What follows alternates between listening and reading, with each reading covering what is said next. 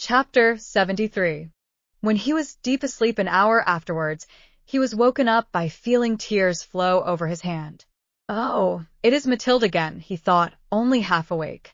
"She has come again, faithful to her tactics of attacking my resolution by her sentimentalism." Bored by the prospect of this new scene of hackneyed pathos, he did not open his eyes. The verses of Belfker, as he ran away from his wife, came into his mind. He heard a strange sigh. He opened his eyes. It was Madame de Rênal. So I see you again before I die.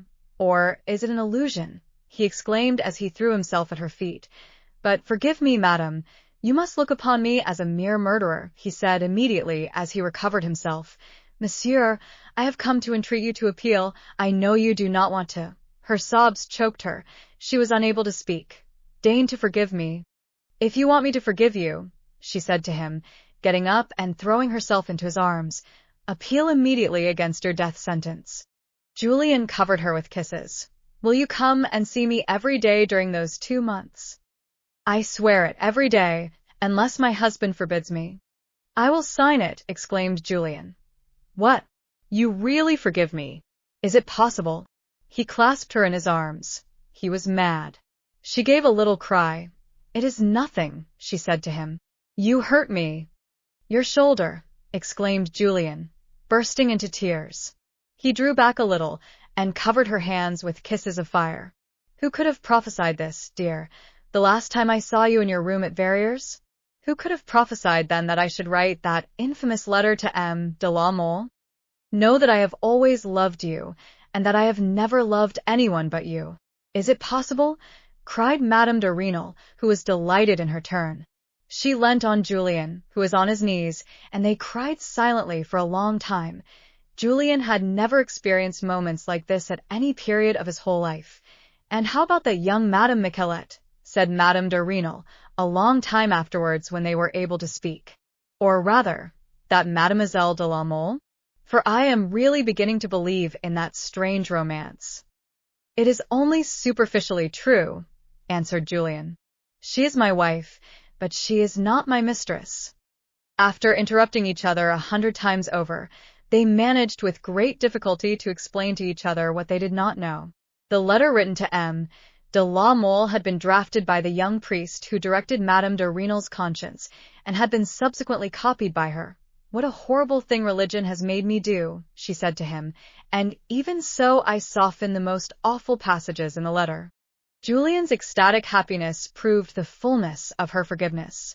He had never been so mad with love, and yet I regard myself as devout, Madame de Rênal went on to say to him in the ensuing conversation. "I believe sincerely in God. I equally believe, and I even have full proof of it, that the crime which I am committing is an awful one, and yet the very minute I see you, even after you have fired 2 pistol shots at me." And at this point, in spite of her resistance, Julien covered her with kisses. "Leave me alone," she continued. "I want to argue with you. I am frightened lest I should forget. The very minute I see you, all my duties disappear. I have nothing but love for you, dear, or rather, the word love is too weak.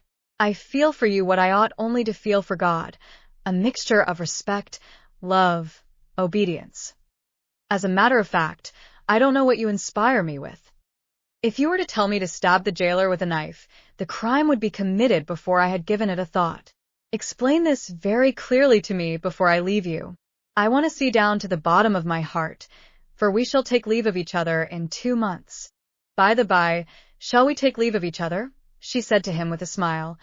"I take back my words," exclaimed Julien, getting up. "I shall not appeal from my death sentence if you try, either by poison, knife, pistol, charcoal, or any other means whatsoever, to put an end to your life, or make any attempt upon it." Madame de Rênal's expression suddenly changed. The most lively tenderness was succeeded by a mood of deep meditation. "Supposing we were to die at once," she said to him, "who knows what one will find in the other life?" answered Julien. "Perhaps torment, perhaps nothing at all. Cannot we pass 2 delicious months together? 2 months means a good many days. I shall never have been so happy." "You will never have been so happy?" Never, repeated Julian ecstatically, and I am talking to you just as I should talk to myself. May God save me from exaggerating. Words like that are a command, she said with a timid, melancholy smile. Well, you will swear by the love you have for me, to make no attempt either direct or indirect, upon your life. Remember, he added, that you must live for my son, whom Mathilde will hand over to lackeys as soon as she is Marquise de Croisenois. I swear, she answered coldly, but I want to take away your notice of appeal, drawn and signed by yourself. I will go myself to the Procureur General. Be careful, you will compromise yourself. After having taken the step of coming to see you in your prison, I shall be a heroine of local scandal for Besançon and the whole of Franche-Comté, she said very dejectedly. I have crossed the bounds of austere modesty. I am a woman who has lost her honor. It is true that it is for your sake. Her tone was so sad that Julian embraced her with a happiness which was quite novel to him. It was no longer the intoxication of love. It was extreme gratitude. He had just realized for the first time the full extent of the sacrifice which she had made for him. Some charitable soul, no doubt, informed de Rênal of the long visits which his wife paid to Julian's prison, for at the end of 3 days he sent her his carriage, with the express order to return to Verrières immediately. This cruel separation had been a bad beginning for Julian's day.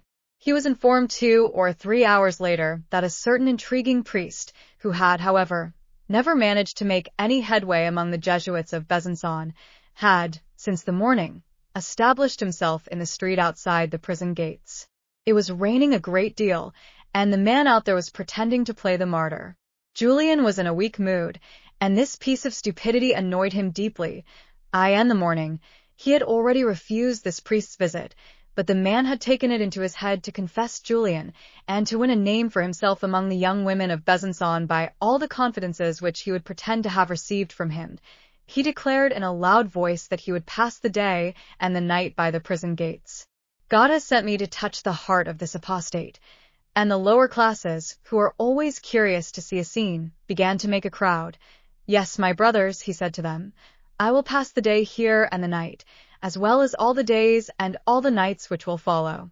The Holy Ghost has spoken to me. I am commissioned from above. I am the man who must save the soul of young Sorel. Do you join in my prayers, etc.? Julian had a horror of scandal and of anything which could attract attention to him. He thought of seizing the opportunity of escaping from the world incognito, but he had some hope of seeing Madame de Rênal again, and he was desperately in love. The prison gates were situated in one of the most populous streets. His soul was tortured by the idea of this filthy priest attracting a crowd and creating a scandal, and doubtless he is repeating my name at every single minute. This moment was more painful than death. He called the turnkey who was devoted to him, and sent him 2 or 3 times at intervals of 1 hour to see if the priest was still by the prison gates. Monsieur, said the turnkey to him on each occasion, he is on both his knees in the mud.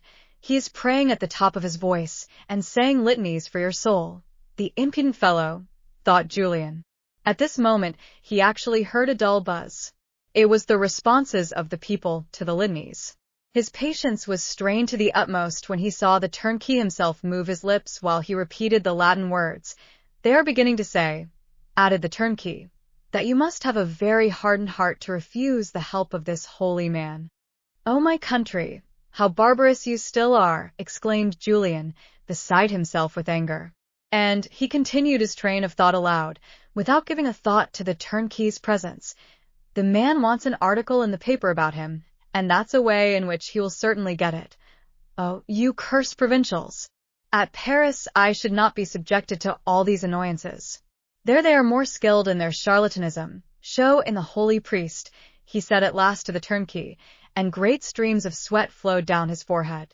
The turnkey made the sign of the cross, and went out rejoicing. The holy priest turned out to be very ugly. He was even dirtier than he was ugly. The cold rain intensified the obscurity and dampness of the cell. The priest wanted to embrace Julian, and began to wax pathetic as he spoke to him.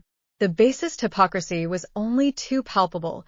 Julian had never been so angry in his whole life. A quarter of an hour after the priest had come in, Julian felt an absolute coward. Death appeared horrible to him for the first time. He began to think about the state of decomposition which his body would be in 2 days after the execution, etc., etc. He was on the point of betraying himself by some sign of weakness or throwing himself on the priest and strangling him with his chain, when it occurred to him to beg the holy man to go and say a good 40-franc mass for him on that very day. It was 12 o'clock, so the priest took himself off.